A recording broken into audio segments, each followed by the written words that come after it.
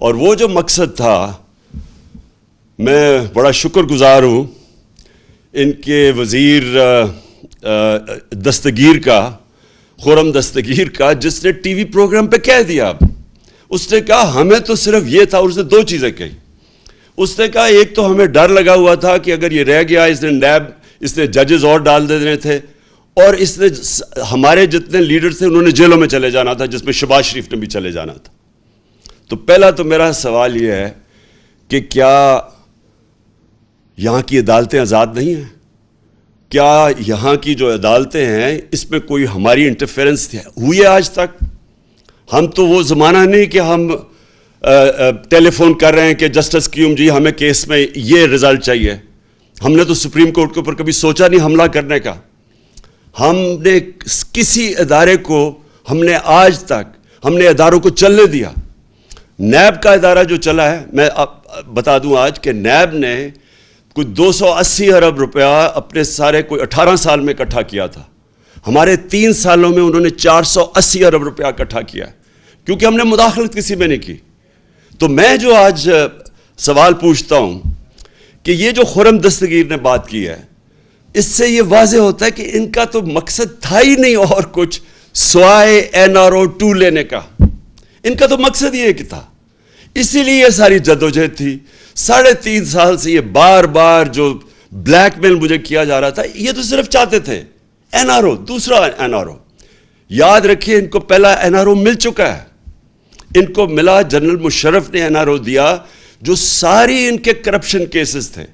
2 دفعہ ان کی حکومتیں گئی کرپشن پہ 90 کی دہائی میں. تو جو سارے ان کے کرپشن کے کیسز تھے وہ سب جنرل مشرف نے معاف کر دیے تھے. یہ جو ہے یہ NRO 2 ہے. یہ انہوں نے 10 سالوں میں جو چوری کی تھی، یہ 95% جو کیسز ہیں یہ سارے ان کے دور کے ہیں. یہ ان کے جو 10 سال تھے ان کے دور کے کیسز بنے ہوئے ہیں.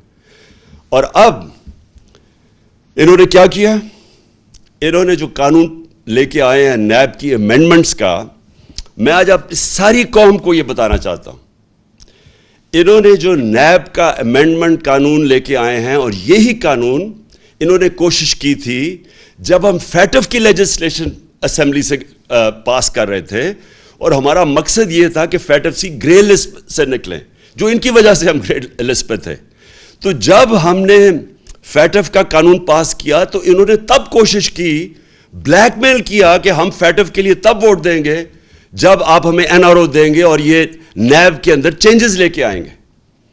تب آپ کو پتا ہونا چاہیے انہوں نے واک آؤٹ کر دیا. انہوں نے فیٹف کی لیجسلیشن نہیں پاس کی تھی، یہ باہر چلے گئے تھے. تو ان کے بغیر ہم نے فیٹف کی لیجسلیشن پاس کی، جس کی وجہ سے آج انشاءاللہ پاکستان نکل جائے گا گرے لسٹ سے. تو ان کا صرف مقصد NRO 2 تھا. اور انہوں نے کیا ہے؟ انہوں نے اب جو چینجز لے کے آئے ہیں، ساری قوم کو پتہ چلنا چاہیے کہ 1200 ارب روپے کے کرپشن کے کیسز کل جب یہ قانون بنے گا ان کے کیسز ختم ہو جائیں گے. اس ملک کا 1200 ارب روپیہ جو چوری کیا ہوا تھا ان سروں کے ناموں پہ، وہ سارا ختم ہو جائے گا. اب یہ NRO 2 مل جائے گا ان کو کل. اب سوال یہ ہے کہ یہ جب کہتے کہ جی ہم بے بس ہیں، میرا ان سے سوال یہ ہے کہ اگر آپ سنسیئر ہیں اس ملک سے، تو کیا آپ کو یہ جو 1200 ارب ہے، اس میں سے اگر آپ یہ معاف کروا رہے ہیں، سوچیں یہ اس کا 400 ارب آ جائے تو ہم پھر بجلی کی قیمت نیچے لا سکتے ہیں.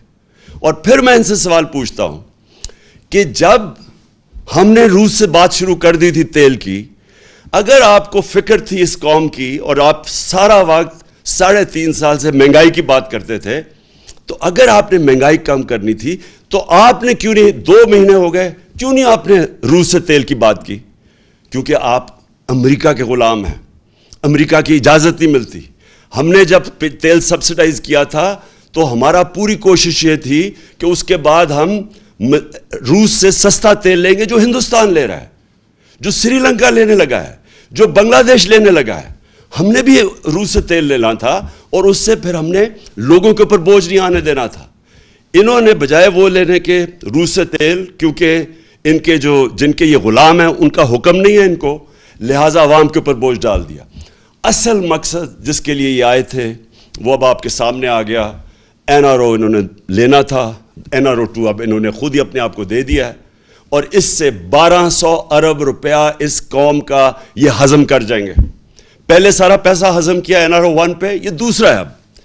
اور پھر جو دوسرا مسئلہ یہ ہے کہ پاکستان کو جدھر یہ لے کے جا رہے ہیں اب, مجھے خوف ہے کہ یہ اس طرف جا رہا ہے جدھر سری لنکا پہنچ گیا ہے. اور وہ مجھے خوف یہ ہے کہ ہمارے پاس جس طرح یہ ہماری اب ریمیٹنسز گر رہی ہیں, ہماری 10% ایکسپورٹس گری ہیں پچھلے مہینے, جس طرح یہ ٹرینڈ جا رہی ہے, ہمیں خوف یہ ہے کہ ہمارے پاس ڈالر نہیں ہوں گے کہ ہم اپنا, جس طرح سری لنکا اب تیل نہیں خرید سکتا. آپ کو پتہ ہونا چاہیے کہ جب ہم آئے تھے, جب انہوں نے نو کانفرنس کیا تھا تو ڈالر 178 روپے کا تھا, آج وہ 208 روپے پہ پہنچ گیا ہے.